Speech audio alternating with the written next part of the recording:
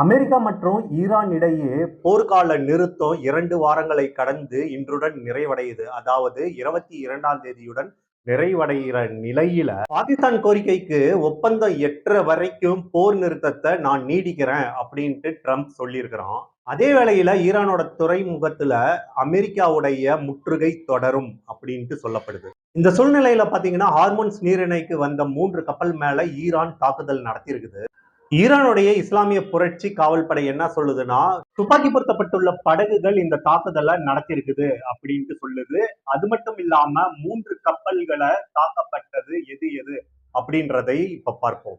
Hormones நீரிணைக்கு வந்த 3 கப்பல்களை 3 விதமா தாக்கியிருக்கிறாங்க. தாக்குதல் 1ல முதல் கப்பல் பாத்தீங்கன்னா கிரேக்க நிறுவனத்துக்கு சொந்தமான கப்பலை ஹார்மோன்ஸ் நீரிணைக்கு வரும்போது தாக்கியிருக்கிறாங்க.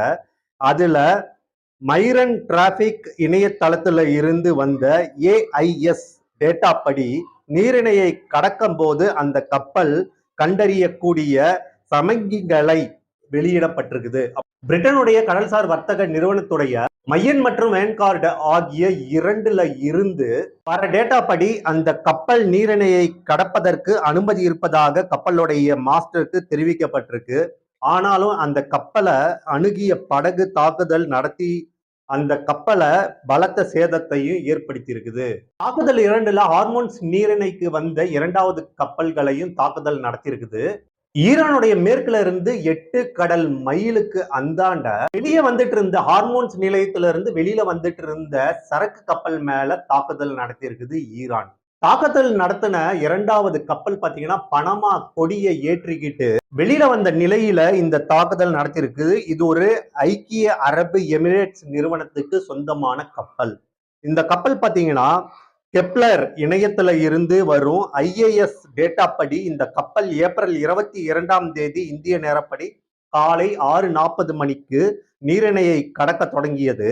சவுதி அரேபியால போயிட்டு இருக்கும் போது இந்த கப்பல் இந்திய நேரப்படி மதியம் 12:08 மணிக்கு தாக்குதலுக்கு உள்ளாயிருக்குது. அது மட்டும் இல்லாம கப்பல் மாஸ்டர் கப்பலை நிறுத்துறாரு. குழுவினர் பாதுகாப்பாக இருக்கிறாங்களா அப்படின்ட்டு பார்த்த நிலையில கப்பலுக்கு எந்த விதமான பாதிப்பும் இல்லை அப்படின்ட்டு தெரிய வந்திருக்குது. தாக்குதல் 3 கடைசியா தாக்குதலுக்கு உள்ளான கப்பல் பனமா கொடியை ஏத்திக்கிட்டு MSC பிரான்செஸ்கா என்பது தெரிய வந்திருக்குது.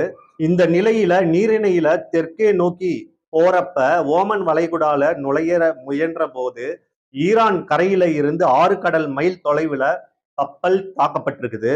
அந்த கப்பல் இஸ்லாமிய புரட்சி காவல் படையால நங்கூரமிட்ட அறிவுறுத்தப்பட்டதாகவும் கப்பல்ல சில பகுதிகள் மற்றும் தங்குமிடத்துக்குள்ள சேதம் ஏற்பட்டிருக்கலாம் அப்படின்ட்டு வென்கார்டு தெரிவிக்குது. இந்த 3 விதமான தாக்குதலை கப்பல் மேல நடத்தியது ஈரான் அப்படின்ட்டு ஒரு பக்கம் இருந்தாலும் அமெரிக்க அதிபர் டொனால்ட் ட்ரம்ப் இதை பத்தி என்ன சொல்ல வராரு அப்படின்றது பொறுத்திருந்து தான் பார்ப்போம்.